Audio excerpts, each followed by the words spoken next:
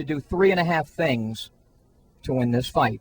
One, you have to use the jab that we spoke about the last time we interviewed. You have to come behind the jab. I think you have to go to the body early and often. And I think you have to be tenacious, ferocious. And that other half a thing I think you need to do is perhaps stretch. And let him feel that I'm not an Oscar De La Hoya who's left it on the scales. I'm not a Diaz.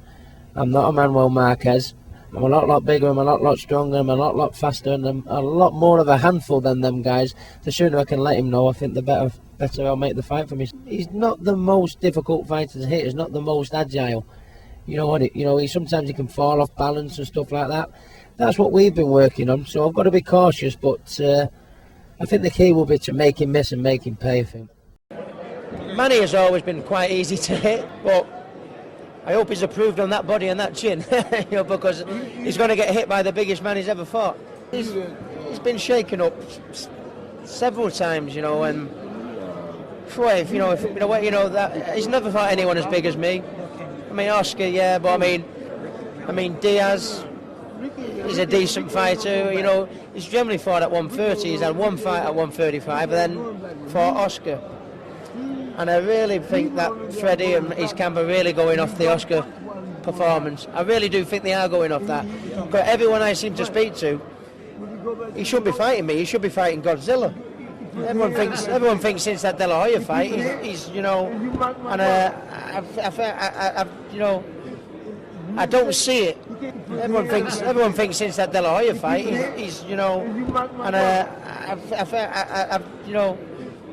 I don't see it. It's good if they think that, though, right? Oh yeah, I mean, it's a lot better to win when you're the underdog. It's a lot better to win when you're the underdog. I was a 7-1 underdog against Kostya. Now, Freddie says that it's not just his hand speed, but it's also his foot speed. He said flat out that he just wasn't going to be there for you to hit. He's just going to move to the side and get out of the way. How do you corner him? Well, you corner him like I cornered Malignaggi. Malignaggi was going to keep out of the way. He was going to outspeed me. He certainly didn't. I'm even quicker now. But Manny goes back, but he doesn't punch going back. He has to come on the front foot to punch. Is he going to knock me out on the back foot? He doesn't punch on the back foot. He moves, and then when he goes to punch, he attacks and comes forward. Make him miss. He does very little punching going backwards, Manny. He does all his punching off the front foot. So if he's going, is he going to knock me out going on the back foot? I would like to say no. He's, he boxes, he shuffles in, he shuffles out, he tries to bring you on, but when he actually punches, he comes forward. He doesn't punch on the back foot. If you study his fights, he doesn't punch on the back foot, and he doesn't get his leverages on the back foot. He gets them on the front foot. And to punch on the front foot, he's got to come into my territory. Ricky, obviously difficult financial times back home. Are you expecting the same sort of weight of support that you had for Floyd? It was incredible. No, not quite. I mean, the times it's hit everybody hard in every sport, in every business, and it's hit everybody hard. But I don't think we'll get the 35,000 that come to watch me against Floyd. But I think you'd be getting 20,000. I think there's about 8,000-10,000 come for the Paulie fight. That was before Thanksgiving. We call it Thanksgiving, Christmas. I think you'll get a good 15. I reckon 20,000 will come. They'll be there in a heart. Yeah, and don't forget, with the greatest respect to Floyd really hasn't got the fan base Manny's got. So it's going to be full of Philippines, full of Brits. I think Vegas will be the place to be that weekend. Certainly, it'll be a great atmosphere. How about tonight? Can you describe tonight's atmosphere? Well, it's great. I mean, if there's the red carpet. The first time I've been on a red carpet, quite flattering. But if there was any fight worthy of a red carpet, I'd like to think it's this one. He's the best pound-for-pound fighter in the world. He beat the biggest name in boxing, in Oscar De La Hoya. I don't think he beat Oscar De La Hoya at his best. Please God, anyone who knows boxing can see that. But since that, everybody thinks, I should be worried about his power. You're worried about everyone you fight, you're worried about, and he does punch hard enough, but... Coach Roach got a mute. This right here, this is an Italian stay.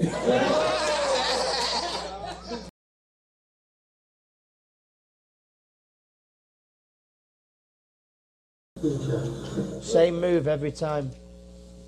From Freddie Roach. Yeah. Same move. That's what I was trying to tell you. Right hook, roll under. Right hook, roll under. Right hook, spin off. And drop my brother. Just give him something to spin off onto.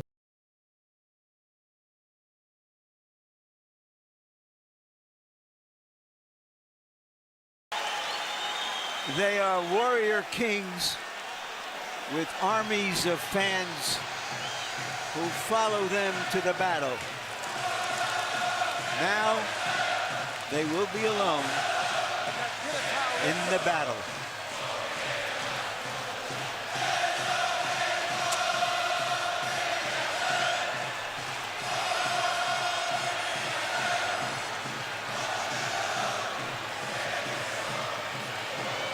After a long publicity tour and a lot of exposure to each other, they are genuinely friendly. They like each other. It should not show up in the fight. No.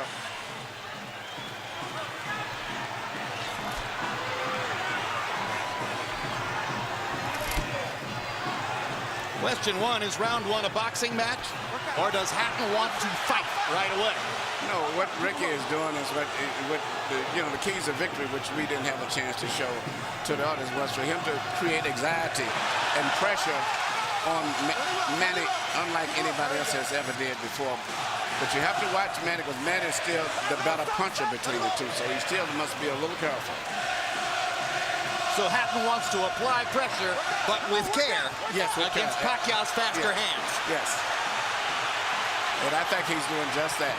Hard right hand by Pacquiao, trying to hit Hatton as he comes in. Key element of the game plan for Pacquiao, allow Hatton to come forward, catch him on the way in. A key element of the game plan for Hatton, get Pacquiao against the ropes, just like that. Pacquiao has been more successful with the right than the left. That punch missed. There's the right again landing. Quick right hooks are landing for Pacquiao. The left hand is overshooting the target. This fight is living up to the anxiety that the fans expected and the intensity. It's going to be an important factor to see how Kenny Bayless handles this fight, because it could be exciting and it could end up being a very wrestling type match also. Great right hand for Hatton, glazed across the face of Pacquiao. Hatton's face is already red. I thought Pacquiao landed the right hook. Work out. I think Pacquiao's landed 3 significant right hooks already in the fight, Emmanuel. It's definitely been his best punch early. Straight jab lands for Pacquiao. Which again shows that he's no longer a one-punch puncher. Well, follows the jab with a hook, comes back with another jab. There's the straight left hand, and he landed it right on Hatton's chin. And down goes Hatton after he swings and misses with a left hook. And that's a knockdown for Manny Pacquiao. Perfect right hand inside. I don't know if Ricky's going to survive. I'm surprised to see him get hurt for shoulder. But, he's not the type of a guy that goes out to survive. He's a fighter. Hatton got a couple of extra seconds as Bayless tried to back Pacquiao off. Pacquiao was coming out of the neutral corner in a hurry. Lands another right hook. Pacquiao's hands are so... Pacquiao's hands are blindingly fast. His hands are so fast that no opponent sees the punches coming. Very accurate. Another perfect right hand for Pacquiao. Another right hook. Straight left hand. Pacquiao's landing at will. Hard left hand. Hatton has to hold on. Will Hatton make it out of the round? He's down for the second time. This is the brilliance of the Filipino slugger. A tsunami for Manny Pacquiao in round one.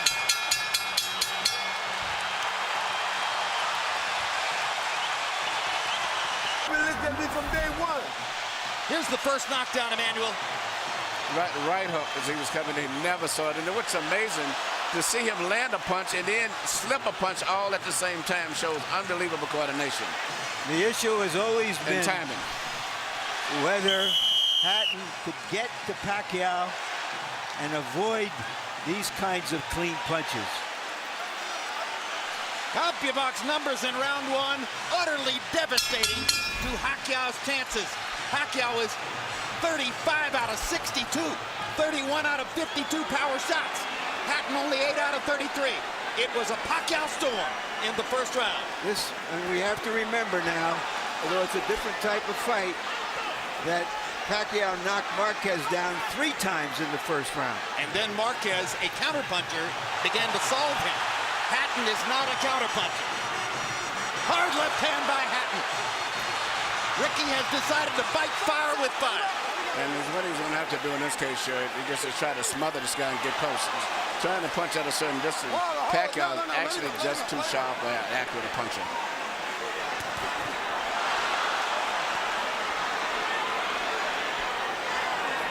You heard Floyd Mayweather saying to Hatton, you can't just jump all over him.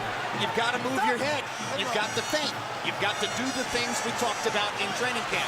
Hatton seemed to believe that he could physically overpower Pacquiao from the beginning. Yeah, he knew in the beginning he was going to take the risk of getting caught, and he did. Because, you know, coming in, Pacquiao still is the puncher. The physical strength is still with Hatton, but the punch is still Pacquiao. Hard left hand by Pacquiao. Stunned Hatton and knocked him back. Look at the brilliant accuracy of Manny Pacquiao, landing with both right and left hands. Misses the right hook there. What Ricky needs to do is to smother him. He cannot see to deal with those punches. He needs to push him, just what he's doing now. Good left hook inside by Hatton. And then he closed down Pacquiao's left side. Hard right hand again by Pacquiao. Ricky can't see the hook coming. Behind the head. All right, okay. Kenny Bayless warns Hatton for holding behind the head. In Hatton's most famous victory over Costa Zoo, he just smothered him and didn't allow him to get off. He can't seem to be able to get close enough to Pacquiao often enough to do that. And Pacquiao's hands are so quick. That's the point. Costa Zoo had about a quarter of the speed of Manny Pacquiao. Pacquiao's blinding speed that sets him apart. As well as his head movement. His head movement just is phenomenal. I don't think he's landing too much out of that exchange, but it's just his ability to punch, maintain balance, which he used to couldn't do. And his head movement is just too difficult for Hatton to time. I think Pacquiao may have spent the first 2 minutes of this round thinking knockout and allowed himself to get a little wild. Now he goes back to more precision. Lands a hard body shot. But Ricky isn't moving his head too much still. His head is still right there. That is, oh my gosh, what a straight left hand. And will Hatton make it up from this? Can he beat the count? Is that it? And Kenny Bayless says, no way. That is that. What an amazing knockout shot. That is the most spectacular one-punch shot of Manny Pacquiao's incredible career. Any fighter. Barrera, Morales. Take a look at this. Take a look at this. This is a perfect time. That was super slow motion. Yeah, and he never saw timed him coming in. It's the first time he's knocked out somebody like this since he was at 130 pounds.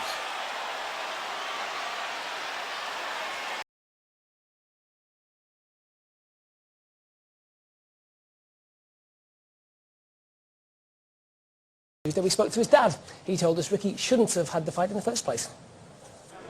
Could have been a lot better. Massively better. Very disappointed in some of the things that I heard. Very disappointed in some of the things that I personally saw. If the truth was known, it probably might have been as well having it the first one that he pulled out on.